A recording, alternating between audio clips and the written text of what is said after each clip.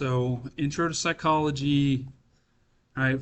Why is psychology important in our lives? All right. So, we all kind of have our own idea about how the world works, right? So, you probably have a theory about the best way to study for a test or why people wear face masks and others didn't. Those personal ideas are based on your own experiences, and we call things that are based on our own experiences subjective. But in class, we really want to get scientific, right? So we want to find an objective understanding or one that applies to a lot of people, not just us. And that's really the goal in psychology, is the scientific study of how we think, feel, and act, and how our brains make all of that happen. So to see how psychology studies our thoughts and actions, we can use the example of walking into a fast food restaurant because, well, you're hungry, right? You look up at the menu and you see that they posted the calorie counts next to every item. Now, in that moment, a few things happen in a very specific order. First, you have mental activity. You have the thought like, hey, showing the calories might help people make healthier decisions whenever they're at a restaurant. You also have the feeling, you might feel pleased that you can make an informed decision. Right. Second, you have a behavior. Based on those thoughts and feelings, you're going to act, and in this case, you might have chosen the healthier item from the menu, or you were like, you know what, I really want 6 slices of bacon on that hamburger, so I'm going to get the Baconator or whatever it happens to be. All right. So this entire process from seeing that menu all the way to thinking and feeling about it to acting on it is what psychologists actually study. So what's the one thing that makes all of that possible? What allows us to see the image of the menu, to think about the calories, to feel good about the choices you've made, food choice-wise, and then actually ordering the food? Your brain, right? Your brain is the control center for everything that you do. It's responsible for all of your mental activity, all of your behaviors, from tasting delicious food and dancing to music, to recognizing when your friend is feeling sad. And with modern technology, like brain imaging, we can actually see how the brain works whenever we think, feel, and act, which gives us incredible insights into why we do what we do. So psychology is a science, right? Sometimes it's referred to as a soft science because of the fact that it is just a lot of not knowing 100% for sure on stuff, and that is kind of why it's maybe labeled a soft science. But anyway, we don't just guess at things, we really do investigate. We systematically measure thoughts, feelings, behaviors, and what's happening in the brain in order to try and get real answers. This scientific evidence-based approach is what we refer to as empiricism. And this is just a fancy word that means we rely on the data to draw conclusions and not just our personal gut feelings. Go back to the fast food example really quickly. Your common sense assumption might be that putting calorie counts on a menu will definitely make people order healthier food. Seems kind of obvious, right? But is that actually a true statement? And empiricists would say, let's test it, and psychologists did just that. One major study looked at McDonald's restaurants over a period of 4 years, and researchers checked customer receipts before and after the calorie counts were added to their menus at these restaurants. So what did they find out? In the long run, there's no real change in the number of calories people bought. This scientific result directly contradicts what most people might assume, and it's a perfect example of psychology in action. Our personal beliefs can sometimes be wrong, and by using empiricism, we get a more accurate picture of how things actually are and how people actually behave. Of course, this one study isn't the final word, but when other studies find similar results, it tells us that the problem is more complex. So now psychologists can ask better questions like, why doesn't showing calories change people's behavior? Yes? So you do have to file, make a copy, and then you'll have edit access that way. Anyone else have the... I tried to put it in the instructions so that you guys would know to do it. But... All right, so our personal beliefs can sometimes be wrong, right? So we have to get a more accurate picture. it's not the final word. There's better questions out there, right? So for thousands of years, people have asked big questions about why we are the way that we are. At first, answers came from myths about gods, and eventually they gave way to philosophy, where thinkers like the ancient Greeks used logic and reason to understand things about thoughts and behaviors.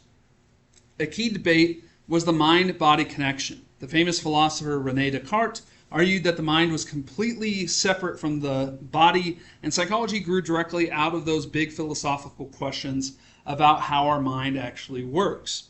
So psychology isn't just philosophy, it's also a science with roots in biology, and the person who finally combined philosophy's questions with scientific methodology was Wilhelm Wundt. All right? So in December of 1879, Wundt conducted a famous experiment in his lab in Germany where he measured the time it took for a person to hear a sound and then press a key. Now, this sounds relatively simple, but the idea behind it was revolutionary. It showed that mental processes could be scientifically measured, and this experiment is often considered the official start of psychology as a modern science. So Wundt's specific approach to psychology is referred to as structuralism, and his goal was to identify the basic structures of the mind, like a chemist identifying the elements in a compound. So to do this, he used a method called introspection. This meant that he would have people in his lab carefully report every thought and sensation that they had while experiencing an event. They were literally looking inward to analyze their own conscious experience. Now, it is worth noting that we are still, right? So this was a while ago, and people are still trying to map all the various structures of the brain. So very, very long, arduous, difficult process to say the very least. So while Wundt was asking what is the mind made of, the American psychologist and philosopher William James asked a very different practical question: what is the mind for? So James's approach is referred to as functionalism. So instead of trying to identify the basic parts of the mind or the structures of the mind, he instead focuses on the purpose of our thoughts and behavior. What purpose do these things serve? The key question then is, how does our mind help us function in the world and adapt to the environment around us? James didn't see the mind as a static set of structures, as he famously described it rather as a stream of consciousness, always flowing, changing, and adapting to new information. So this idea fits perfectly with the work of naturalist Charles Darwin. Darwin's theory of natural selection states that organisms with traits that are best suited to their environment will be the ones that survive, reproduce, and then pass on those helpful traits to their offspring. A trait that improves survival is called adaptive, and functionalists applied this idea directly to the field of psychology. They argued that our ability to think, remember, and plan is not random, but rather it is an adaptive trait that was shaped by natural selection. Consciousness is a tool that evolved because it gave our ancestors a major survival advantage over other species. Right, that's typically pretty easy to see, right? Most of you haven't been driving very long or aren't driving at all. But I'm sure that you've seen someone hit a deer or know that people hit deer and everything else, right? So deer are trying to get from A to B: shelter, food, reproduction. That's the only things that they care about, right? Humans do a little bit more thinking than that, although we know food, shelter, reproduction are part of the things that we think about, right? You don't see humans running across an open field, trying to go between very fast-moving objects, thinking that, oh yeah, I can clear that, and then getting hit by a car and passing away. At least not very often. I'm sure every once in a while someone takes a lot of meth and thinks that they can do that, but it's really just not a common occurrence, right? So that thinking is an obvious advantage to us, however it came about, right? So Now, as far as how to kind of improve our understanding and our usefulness of psychology over the course of the semester, we want to have this thing called a growth mindset. And that is the belief that intelligence and skills can be developed and are not completely fixed. All right? So you can continue to grow and expand your mind and your abilities over time. Now, the XP gain, all right, for every individual is a little bit different. Some people gain knowledge really easily and really quickly, and others have to work at it a little bit more than the average individual. But nonetheless, you can keep growing your entire life, right? So if you're not learning, you're dying, right? So key element here, recognize the choice in thoughts and actions, and the strategy, hard work, effectively study your material, use the feedback that you're given, all of that stuff. Research shows that students with a growth mindset are more likely to keep trying even after failure and eventually get better grades. Helps everybody, including those who are struggling, to the ones that are at the top of the class. So start improving by adopting that growth mindset now. You have the ability to learn and grow and change. And if what you've been doing in the past hasn't exactly been working, all right, maybe it's time to change it up. All right, so imagine getting in your car for a road trip with no destination in mind, no map to guide you, and you just drive. How are you going to know when you've got to where you want to go, right? You're not. That's the answer. So studying without a plan works the same way. This example highlights the importance of monitoring, which is a key skill in what's known as self-regulated learning. So whenever you engage in monitoring, you stop being a passenger and start being a driver of your own education, meaning that you set clear, measurable goals. I will understand the 3 causes of the French Revolution, for example. You make a specific plan to reach those goals, including managing your time. You utilize effective strategies in order to achieve the goals, right? So you want to put down a goal that is you're able to achieve, and also use methods that are effective in getting there. You check your progress to ensure that it's aligning with your goals, and you make adjustments as necessary. So research indicates that monitoring yourself can aid in reaching academic goals, right? So, and this doesn't, you make it what you need it to be, okay? Some people have to have absolutely everything written down. Some people can get by with just a general small list of things and be able to make improvements. It really is just dependent on you. I don't really like it whenever they try and make us put you guys into boxes, because I feel like everyone's path to learning is pretty unique. All right, so practicing. Not all practicing methods are equal. Rereading is not really effective for learning material. So effective practice really involves active thinking to try and recall the learned materials. Repeated practice, like answering sample quiz questions, writing your own text questions and quiz questions, can be pretty effective. Taking vocabulary and making it into multiple choice questions and stuff like that. So typically, whenever you more effectively practice, you're going to perform better, especially on tests as well. It's pretty effective for all students, regardless of their personal characteristics. And you need to space that practice. You need to follow an interval schedule. You don't really want to just study for 2 hours one day and then not study again until the night before the test or something. But break it up into small chunks, especially if you know what's going to be on the test. And give it some time, maybe study math and science, since they're related, on Monday, and history and English on Tuesday, and kind of bounce back and forth type of thing. All right, so spread it across multiple days.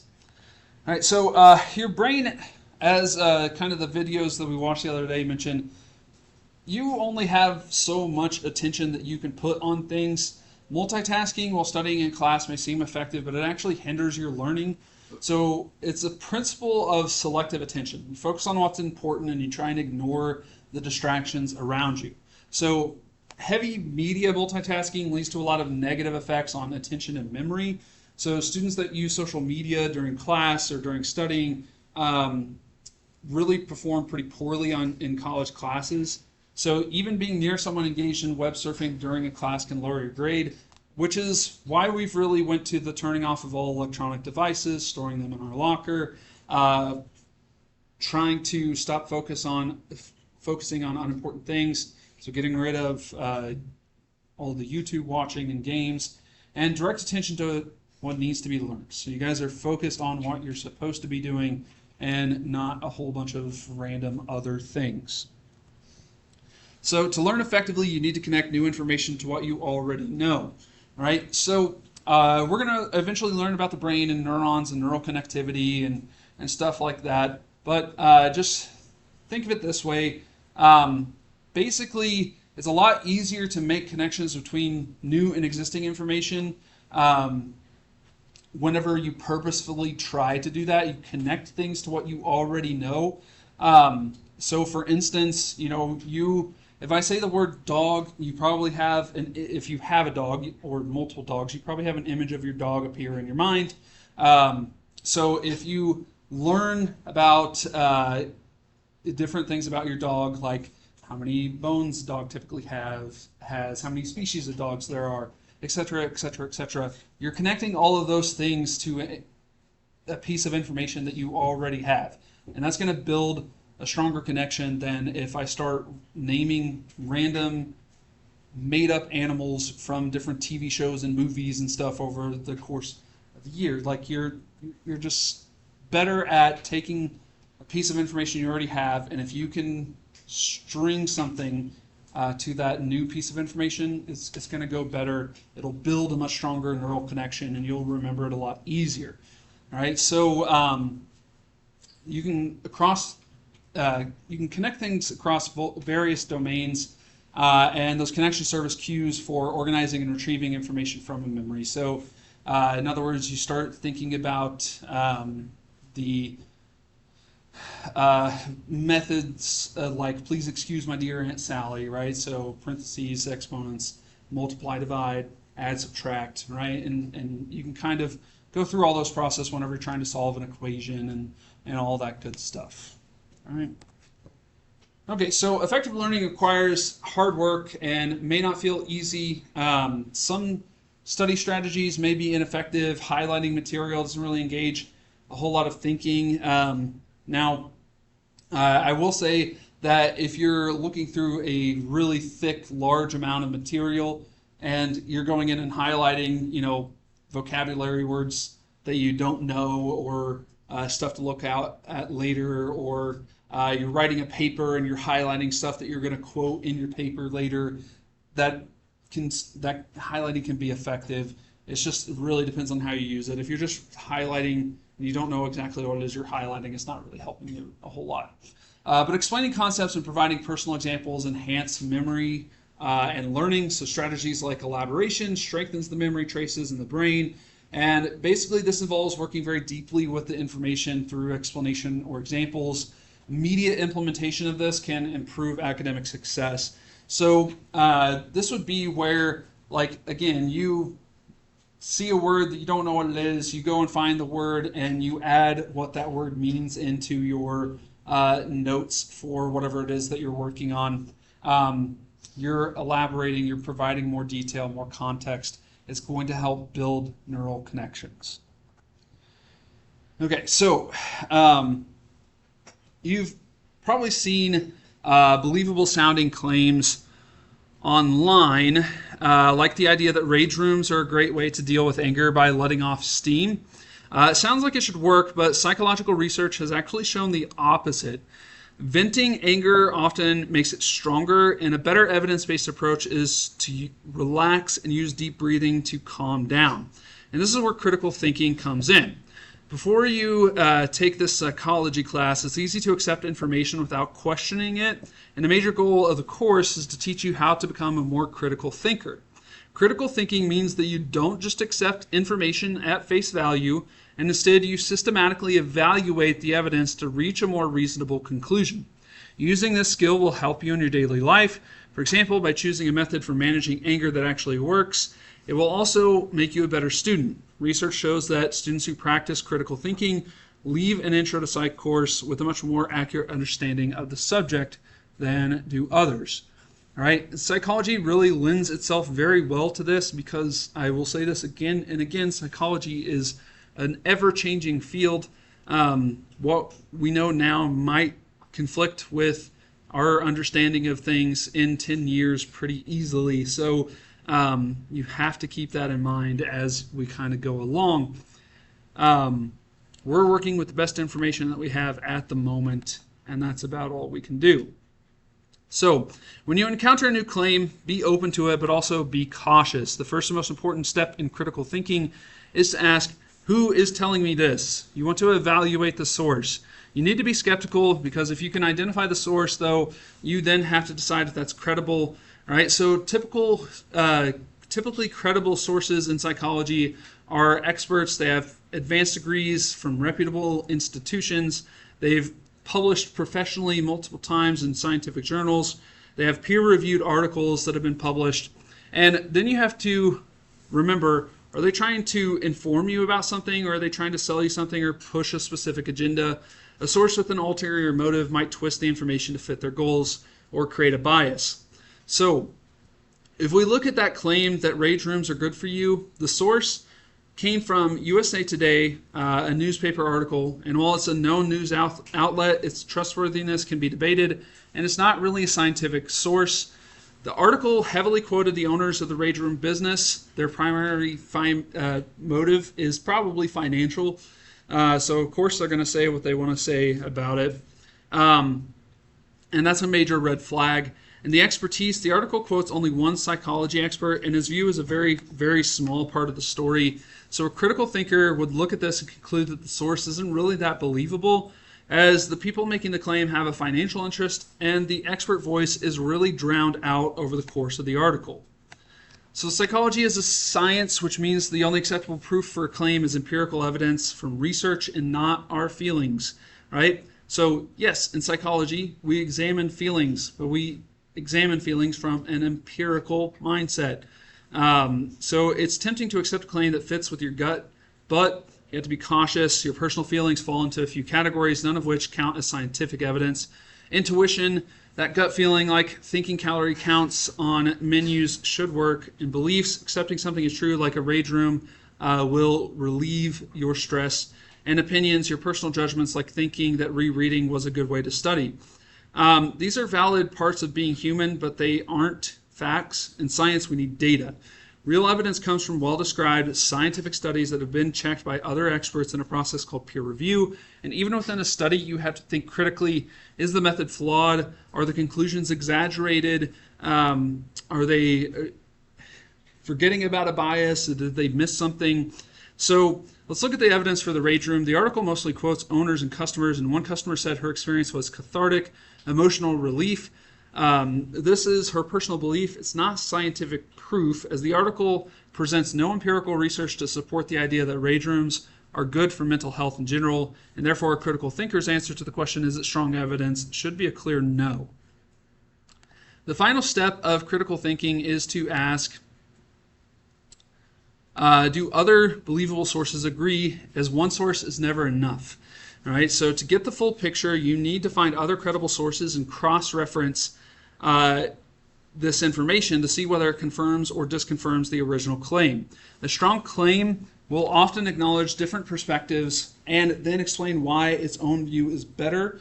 If a source only presents a single side, it's usually pretty good to be skeptical about it. You can find other sources by checking the references section of the article or by searching on your own using trustworthy sites like library databases or the Google Scholar search engine.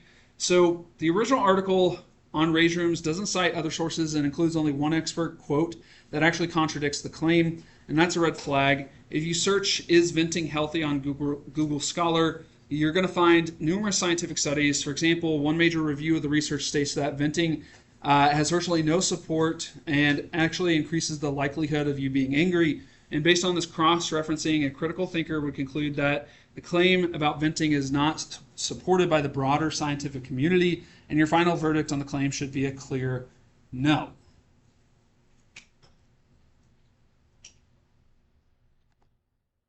All right, so psychology isn't just an academic subject, it's a practical tool that you can use to help improve your life. And by learning how our minds work, you can gain a better understanding of yourself and the people that are around you.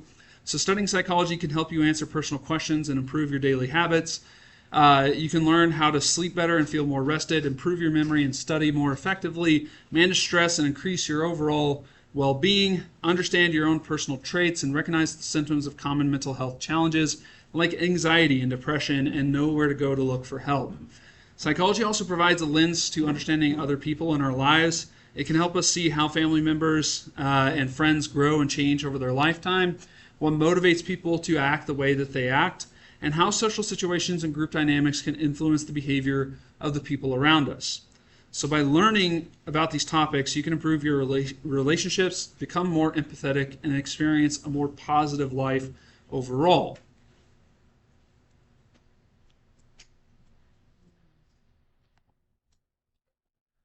So psychology isn't just for therapists. The skills that you learn in class can give you a major advantage in any career that you choose, and studying psychology even further than the intro class certainly can, as understanding psychological concepts can help you with better career decisions and experiencing success once you're on the job. No matter the field, knowledge of human behavior is a superpower. Teachers have to understand how children's minds develop and learn over time. Business and marketing professionals need to know how people form attitudes and what motivates them to buy stuff. Healthcare workers need to understand their patients' personalities to treat them and build trust. And anyone in a leadership role can tell you how to motivate a team and manage group dynamics. So smart employers actively look for people with a background in psychology because they know how to think critically about human behavior. And the knowledge you gain in class and through your own studies in the future can help you to understand your coworkers, your customers, and yourself, making you ultimately a more valuable part of any team that you choose to be a part of or are chosen to be a part of. Okay, so that's where we're going to stop at for today's note.